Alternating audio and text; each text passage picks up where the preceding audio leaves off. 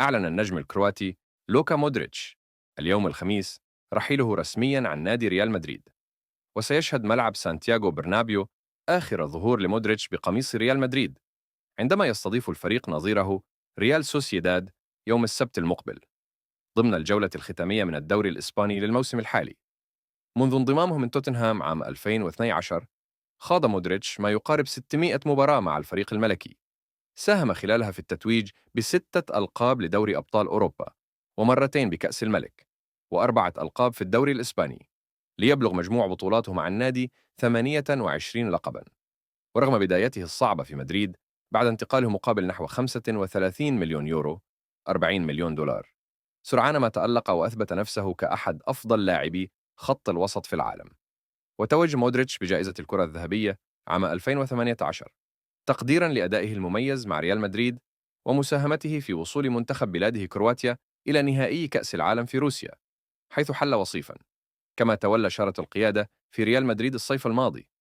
نشر لوكا مودريتش رسالة وداع مؤثرة عبر حسابه على إنستغرام، قال فيها: لقد حان الوقت، لحظة لم أرغب يوما أن تأتي، لكنها جزء من هذه اللعبة، كرة القدم كما هي، ولكل بداية نهاية.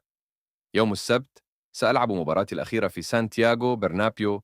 وتحدث عن بداياته مع النادي قائلا: وصلت إلى ريال مدريد عام 2012 بحلم ارتداء قميص أعظم ناد في العالم وطموح لتحقيق إنجازات كبرى، لكن ما حدث منذ ذلك الحين فاق كل أحلامي وتوقعاتي. وأضاف: على مدار هذه السنوات عشت لحظات لا تنسى، عودات درامية، نهائيات مذهلة، احتفالات تاريخية، وليال لا تنسى في البرنابيو. حققنا كل شيء، وكنت سعيدا وفخورا بكل لحظة. واستطرد قائلا: رغم أنني لن أرتدي هذا القميص بعد كأس العالم للأندية، إلا أنني سأبقى دائما مشجعا لهذا النادي العظيم. كما عبر عن امتنانه لريال مدريد قائلا: اللعب لريال مدريد غير حياتي تماما، سواء كلاعب أو كإنسان. أشعر بفخر عظيم لانتمائي إلى واحدة من أعظم الفترات في تاريخ النادي. واختتم مودريتش رسالته بتوجيه الشكر قائلا: أود أن أشكر كل من في النادي، الرئيس فلورنتينو بيريز، زملائي، المدربين، وكل من ساندني خلال هذه الرحلة. لكن الأهم من ذلك، أوجه الشكر العميق لجماهير ريال مدريد.